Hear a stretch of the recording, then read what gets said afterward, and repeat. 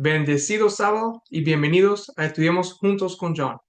En este estudio, nosotros vamos a dar un cortito repaso de lo que hemos estudiado, los primeros dos estudios, 1A y 1B, y vamos a terminar entonces el capítulo en este estudio que es 1C.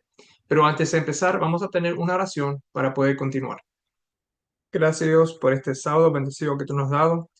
Gracias por esta línea de estudios que estamos haciendo.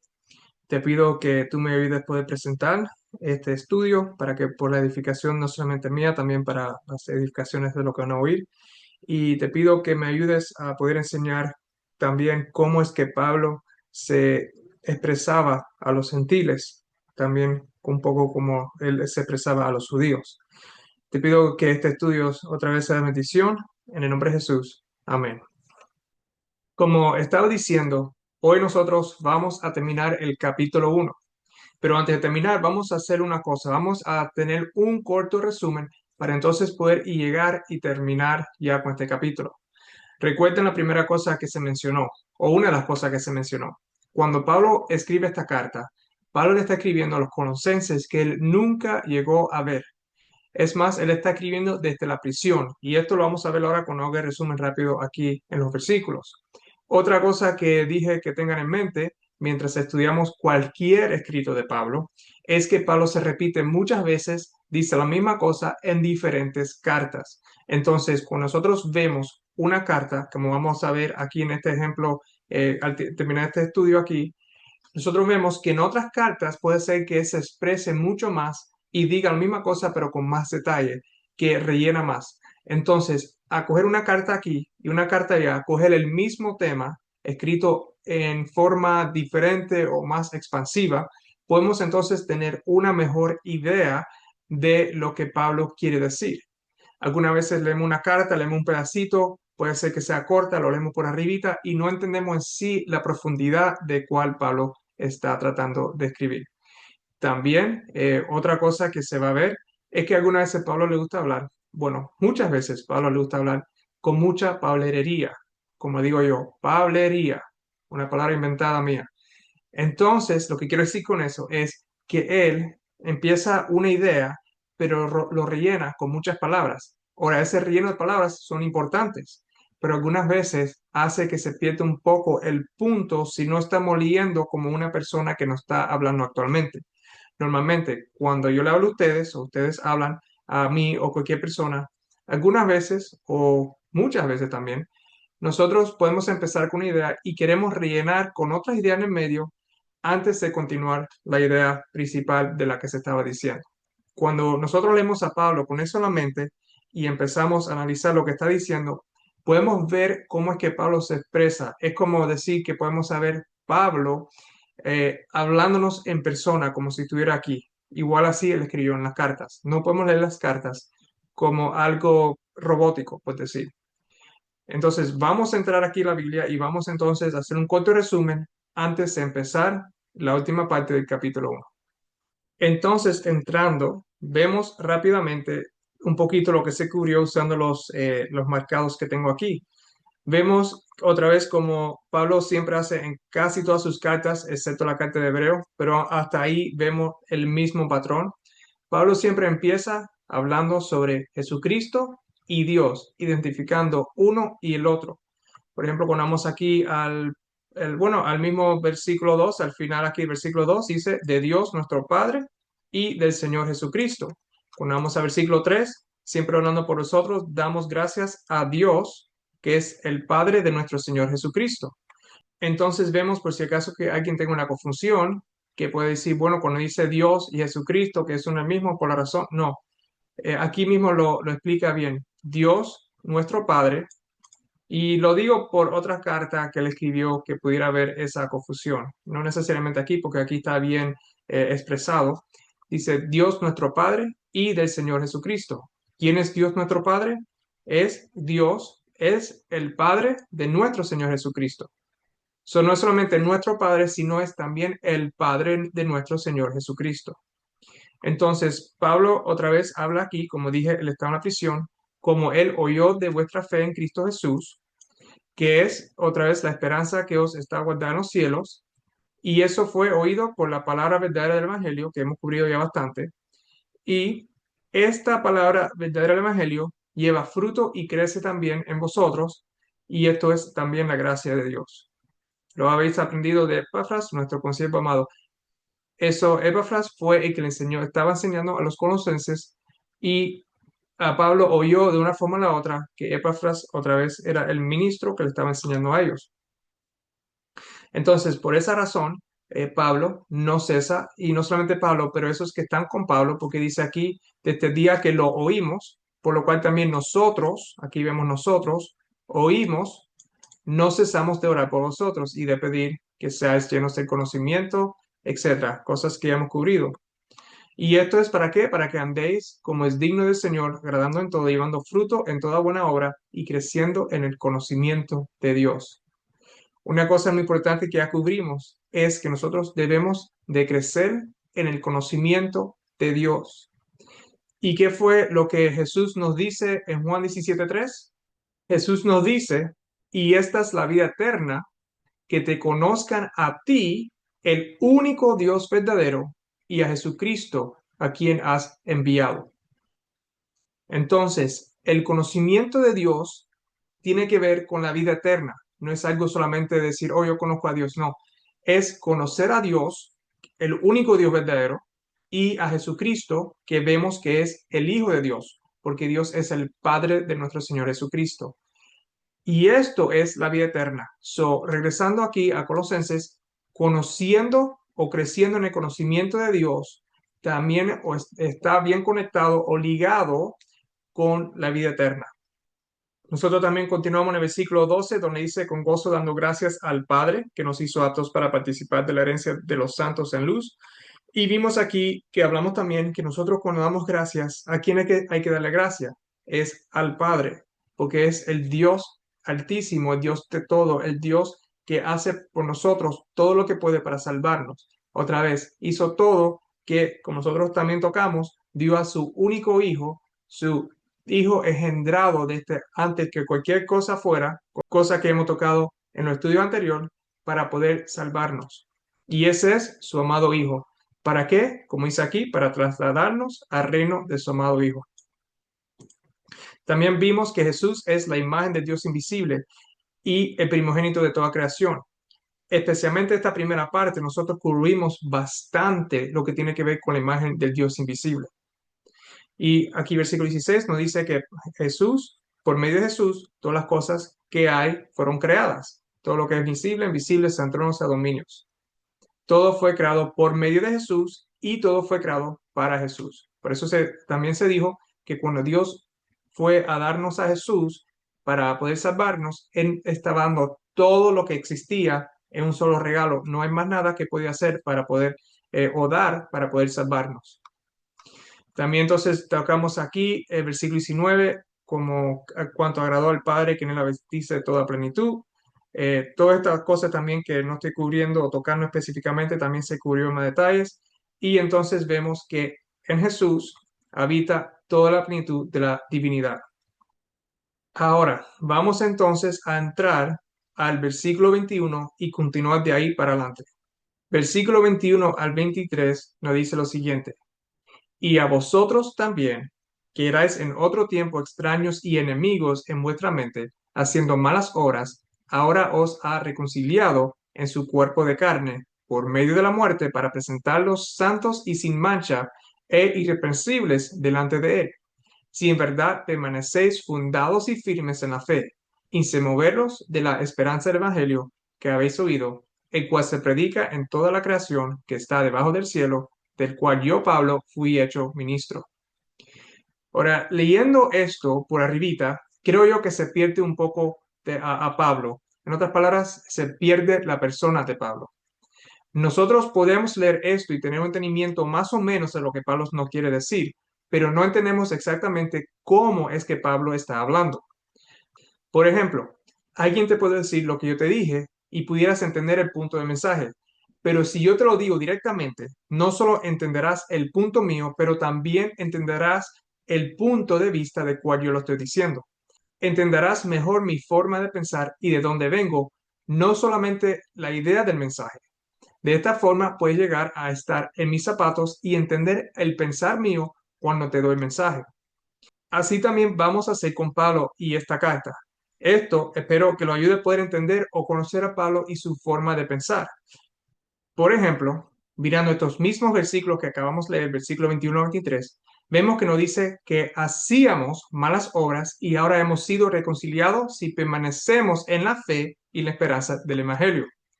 Pero si de verdad analizamos lo que hemos estudiado hasta ahora, podemos ver cómo es o de qué perspectiva Pablo lo está diciendo. Varios versículos en este capítulo son las mismas ideas dadas a nosotros en la carta a los Efesios, los primeros dos capítulos.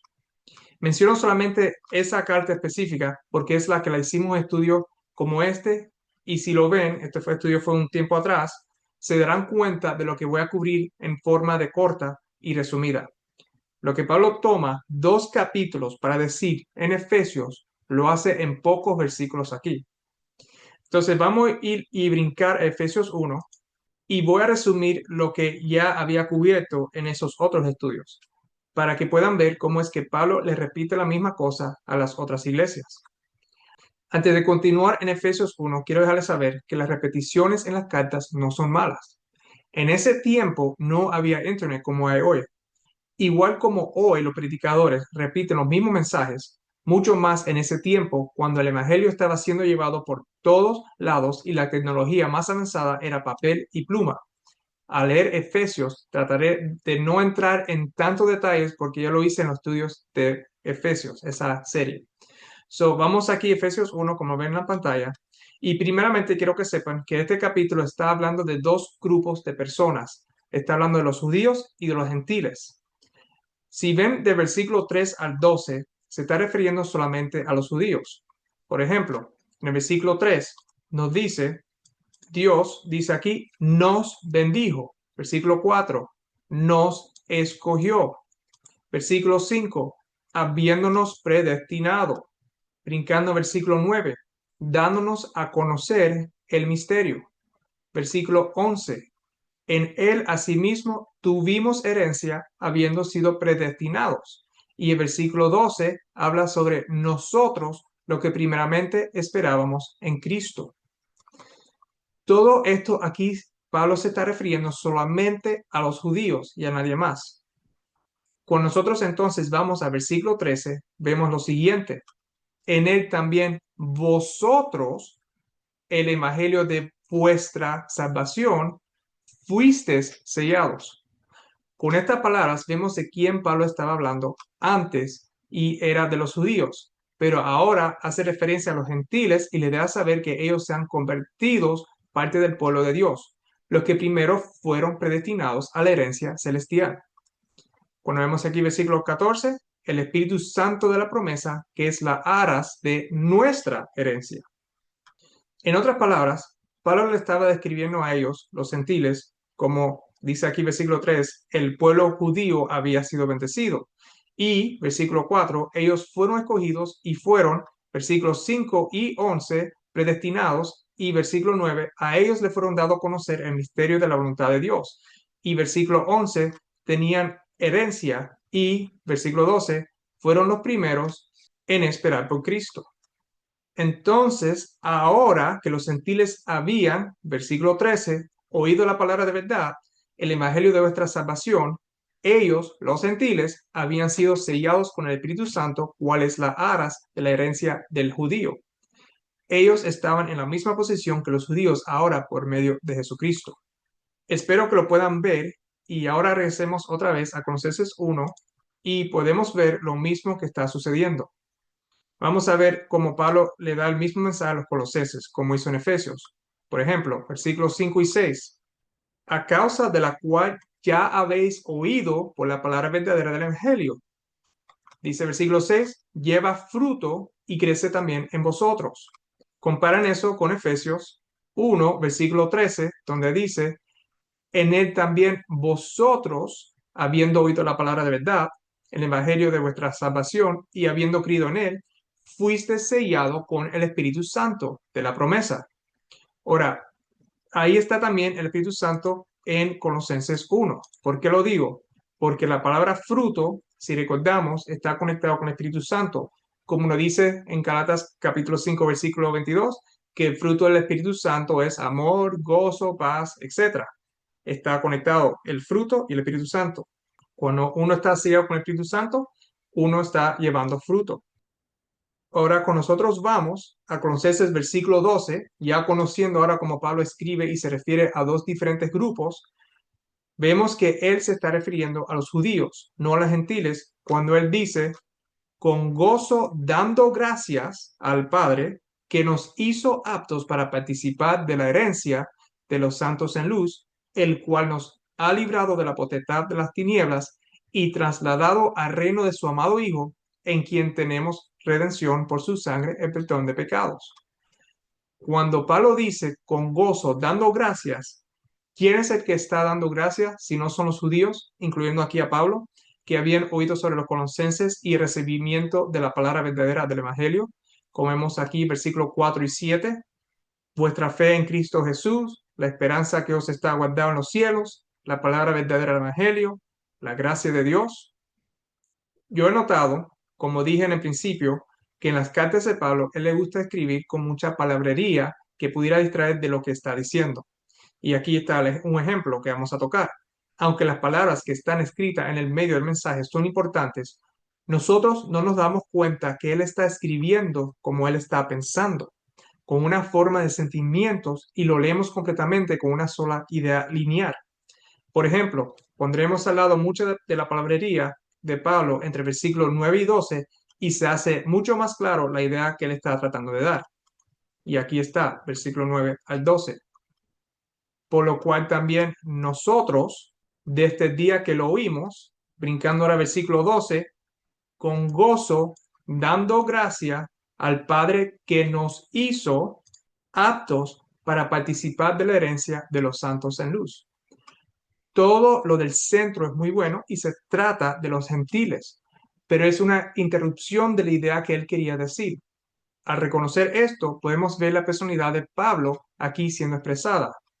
Ahora nosotros podemos ver que Pablo le está dando gracias al Padre que nos hizo, hablando de los judíos, versículo 12, aptos para participar de la herencia de los santos en luz, el cual nos ha librado de la potestad de las tinieblas y trasladado al reino de su amado Hijo, en quien tenemos redención por su sangre, el perdón de pecados.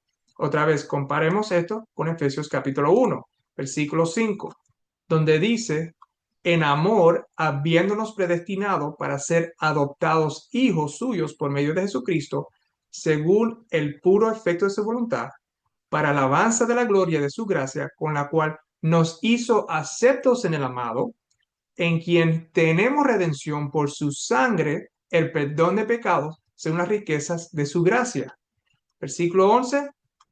En él asimismo tuvimos herencia, habiendo sido predestinados conforme al propósito de que hace todas las cosas según el designio de su voluntad. Ahora, después que Pablo le informa cómo los judíos convertidos están orando por ellos, ahora después de hablar sobre Jesús, se refiere a ellos, en el versículo 21 a 23, regresando para atrás a Colosenses 1, y se está refiriendo a los gentiles que eran una vez perdidos y ahora habían sido reconciliados a Dios por medio de su Hijo Jesucristo. Como dice aquí otra vez, y a vosotros también, que erais en otro tiempo extraños y enemigos en vuestra mente, haciendo malas obras, ahora os ha reconciliado en su cuerpo, si en verdad permaneces fundado y firmes en la fe. Lo que estamos viendo aquí es que en 3 versículos tenemos el resumen de todo el capítulo en Efesios 2, que es la misma idea que Pablo le escribió a ellos.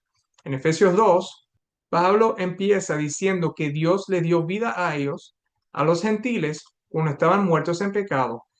Desde el versículo 3 hasta el versículo 10, Pablo le está hablando de los judíos y cómo ellos habían sido dados vida por medio de Cristo. Está hablando de los judíos. Todo esto es para hacer un tipo de comparación y enseñarles que al igual que ellos, los judíos estaban perdidos y fueron salvados por Cristo. Y ellos también, los gentiles, fueron salvos al oír y creer en el Evangelio verdadero. Cuando entonces vamos al versículo 11 al 22, Pablo les deja saber, igual como hace con los colosenses, que ellos estaban perdidos y alejados, hablando de los gentiles, de la ciudadanía de Israel y sin Dios. Pero por medio de Jesús, ellos habían sido reconciliados y por medio de Jesús, los dos grupos, que son los judíos y los gentiles, han sido hechos un solo pueblo. Y a gentil como al judío, ellos tienen acceso a Dios por medio de Cristo. Como Pablo nos dice en Romanos 10, versículos 11 al 13, pues la escritura dice, todo aquel que en él creyere no será avergonzado, porque no hay diferencia entre judío y griego, pues el mismo que es Señor de todos es rico para con todos los que le invoquen, porque todo aquel que invocare el nombre del Señor será salvo. Entonces, mirando otra vez Colosenses 1, versículo 21 a 23, vemos lo mismo que Pablo dijo en Efesios 2, pero aquí está resumido en 3 versículos. Pablo también le está aquí advirtiendo que ellos se mantendrían reconciliados solamente si se permanecen fundados y firmes en la fe y sin cambiar el evangelio que habían oído. Aunque esto suena repetitivo, lo que voy a decir es muy importante lo que quiero decir aquí. Ellos estaban salvos mientras que estaban fundados y firmes en la fe que está en el evangelio que ellos habían oído. Ese evangelio del cual Pablo fue hecho ministro es el que se predica, por lo menos en ese tiempo, a toda la creación que está debajo del cielo. En otras palabras, es el único verdadero evangelio predicado a todo el mundo. Como se dijo en la primera parte del estudio de este capítulo, habían otros evangelios y hasta otro Jesús siendo predicado a la gente. Estos eran evangelios falsos y un Jesús falso. ¿Creen ustedes que hay salvación y poder en estos falsos evangelios y interpretaciones de Jesús? Pablo nos dice en Gálatas capítulo 1 versículos 6 al 9, estoy maravillado de que tan pronto os hayáis alejado del que os llamó por la gracia de Cristo para seguir un evangelio diferente. No que haya otro, sino que algunos que os perturban y quieren pervertir el evangelio de Cristo. Mas si aún nosotros o un ángel del cielo os anunciare otro evangelio diferente del que os hemos anunciado, sea anatema. Como antes hemos dicho, también ahora lo repito. Si alguno os predica diferente evangelio de que habéis recibido, sea anatema. Acuerdo a Pablo, solamente hay un solo evangelio. Todo otro evangelio inventado por Satanás que se predica y lo que los aceptan, Pablo dice que sean anatema. Aunque sé que la palabra anatema no es algo bueno, yo tuve que buscar la definición para poder apreciar en verdad lo que Pablo estaba diciendo. La definición en español son las siguientes de esta palabra. Vemos aquí que es excomunión y también vemos que tiene que ver con comunión, anatemismo y también en el segundo dice aquí maldición y imprecación. Esto aquí son unas palabras que son muy fuertes en contra de esos que predican y creen en otros evangelios falsos. Entonces hago la pregunta otra vez. ¿Creen ustedes que hay salvación y poder en estos falsos evangelios e interpretaciones de Jesús? Y la respuesta es un fuerte no. Otra pregunta. ¿Hoy en día se está predicando el mismo evangelio verdadero de cual fue Pablo hecho ministro en el mundo? Y la respuesta es una vez más un fuerte no. Se está predicando otro evangelio y a otro Jesús de lo que la Biblia enseña y Pablo predicaba. Ahora, para esos que son adventistas, ¿verdad? Porque yo sé que muchos que ven estos videos son adventistas, hasta la misma iglesia admite que el evangelio de Jesús predicado no es el de la Biblia. La iglesia adventista empezó predicando el verdadero evangelio y el verdadero Jesús, pero abiertamente la misma iglesia defiende su posición de cambiar esas doctrinas con el tiempo. El evangelio verdadero y la creencia trinitaria sobre Jesús no tienen ningún punto en común. La Trinidad es una negación del evangelio verdadero y va en contra de lo que Pablo enseñó. Para más detalles sobre eso, vean el video que lo voy a poner en la descripción, Evangelismo versus Trinidad. También Pablo dijo que no es un deber, pero un tener que mantenernos firmes al único evangelio que tiene poder para salvar. Tenemos que mantenernos junto al Hijo de Dios y no seguir doctrinas que nos lleven a la maldición. Una cosa que quiero comentar. Cuando se le habla a los adventistas trinitarios, por ejemplo, muchos dicen que eso no es tan importante y que deberíamos enseñar otras cosas, como el mensaje de los tres ángeles y el sábado que va a ser la última prueba del mundo. Pero ahora hago esta sincera pregunta.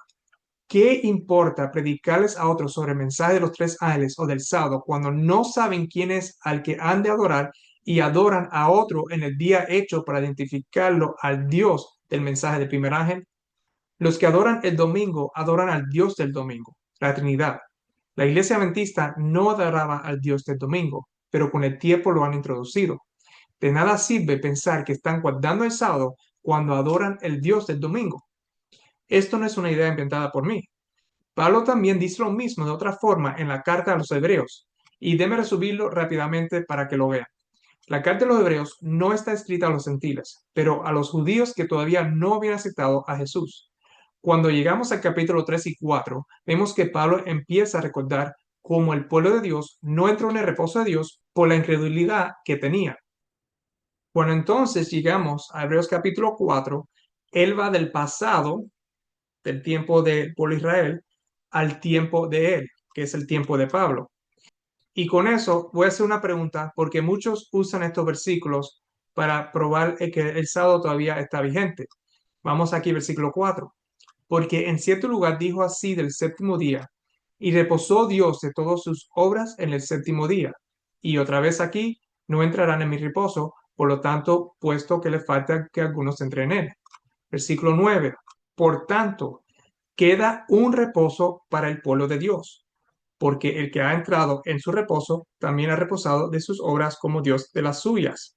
Procuremos, pues, entrar en aquel reposo, para que ninguno caiga en semejante ejemplo de desobediencia. Ahora, estos versículos se usan para enseñar que el sábado todavía es vigente hoy en día, aunque es verdad que en cierto punto esto puede ser evidencia para el sábado en el Nuevo Testamento. ¿Creen ustedes que Pablo estaba tratando de convencer a los judíos que mantengan la santificación del sábado? La respuesta es un fuerte no. Esta carta no fue escrita a los gentiles, fue escrita a los judíos, cuales tenían miles de años guardando el sábado y lo conocían muy bien. El punto no era que sigan guardando el sábado, pero que para guardar el sábado no podían ser incrédulos como el pueblo pasado. Para entrar en el reposo de Dios, ellos tenían que creer en Jesús, porque de eso se trata la carta a los hebreos. Y vemos en continuación en el versículo 14 que Pablo continúa hablando de Jesús, explicando que ahora es nuestro sumo sacerdote. Pablo les dice a los judíos incrédulos en versículo 2 al 3, porque también a nosotros se nos ha enunciado la buena nueva, como a ellos, pero no les aprovechó el oír la palabra por no ir acompañada de la fe en los que la oyeron. Pero los que hemos creído entramos en el reposo, de la manera que dijo. Igual como el judío que no cree en el Hijo de Dios no puede entrar en el reposo de Dios. Tampoco esos, como los judíos, que guardan el sábado sin creer en el Hijo de Dios, como lo enseña la palabra verdadera del Evangelio, no están entrando en el reposo de Dios. Entonces regresaremos para atrás al versículo 24 de Colosenses 1. Ahora me gozo en lo que padezco por vosotros y cumplo en mi carne lo que falta de las aflicciones de Cristo por su cuerpo, que es la iglesia. Como se dijo en el primer estudio, Pablo estaba en la cárcel para este tiempo. Él lo estaba por causa del evangelio que él predicaba, que iba en contra de los judíos y sus costumbres. Esto se refleja más luego en el capítulo 2. Él ahora estaba sufriendo como lo fue Cristo por la iglesia.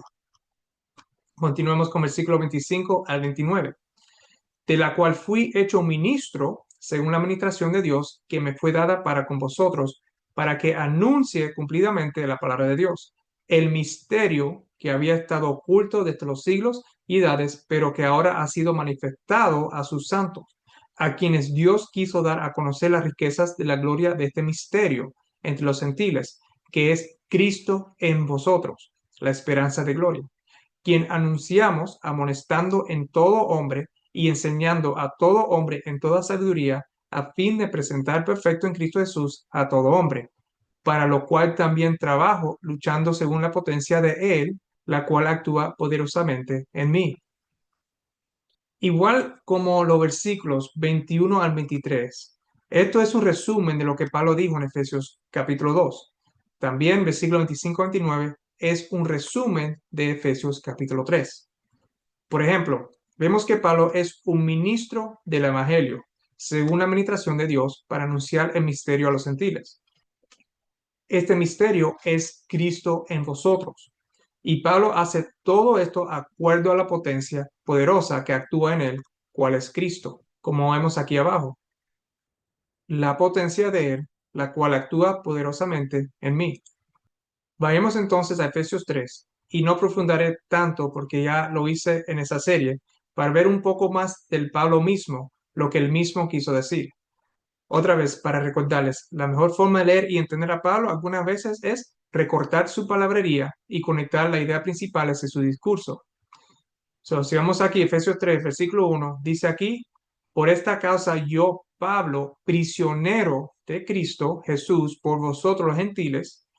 Aquí nosotros podemos ver la conexión como en Colosenses, donde él está en prisión por predicar el evangelio a los gentiles, que es por eso es prisionero de Cristo, porque predica el evangelio de Cristo. Vamos aquí al versículo 3, que por revelación me fue declarado el misterio. Versículo 4, mi conocimiento en el misterio de Cristo. Versículo 5, no se dio a conocer a los hijos de los hombres. Versículo 6, que los gentiles son coherederos y miembros del mismo cuerpo y copartícipes de la promesa en Cristo Jesús por medio del Evangelio. Versículo 7, del cual yo fui hecho ministro por el don de la gracia de Dios que me ha sido dado según la operación de su poder.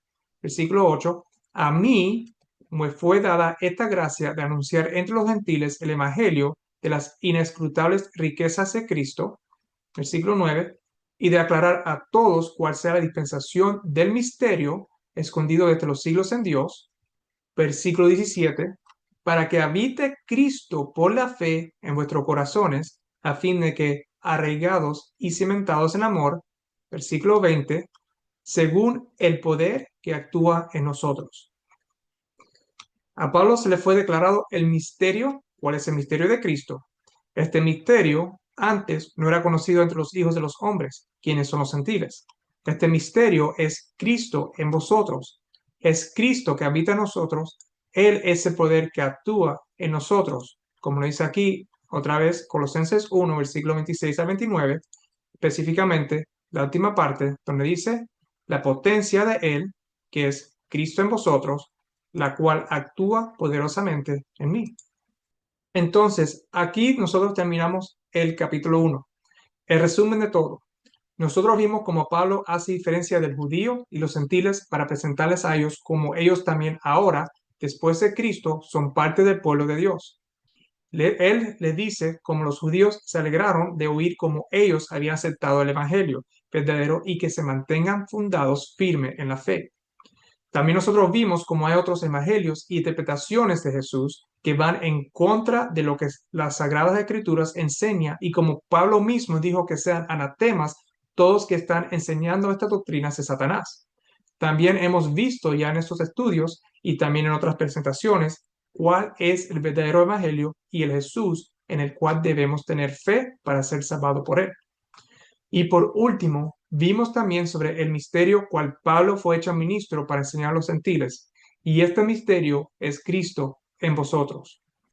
Entonces, concluyendo todo esto, vamos a tener una oración para poder terminar este estudio. Gracias por este estudio que hemos terminado, capítulo 1 hoy.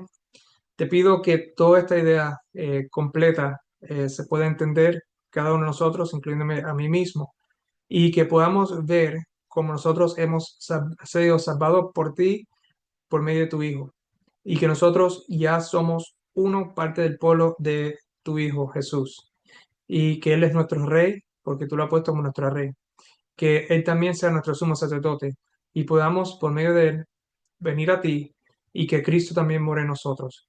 Te doy gracias por todo, en el nombre de Jesús. Amén. Bueno, aquí entonces terminamos este capítulo 1. Y en el próximo estudio, entonces, vamos a entrar en el capítulo 2 y también vamos a tocar algunos temas ahí que puedan ser un poco, no sé cuál es la palabra, pero argumentivo, se pudiera decir, en diferentes personas. Pero eso vamos a hacerlo, vamos a ver como una parte separada de ese capítulo. Bueno, entonces, que tengan una feliz semana y un bendecido sábado. Bye.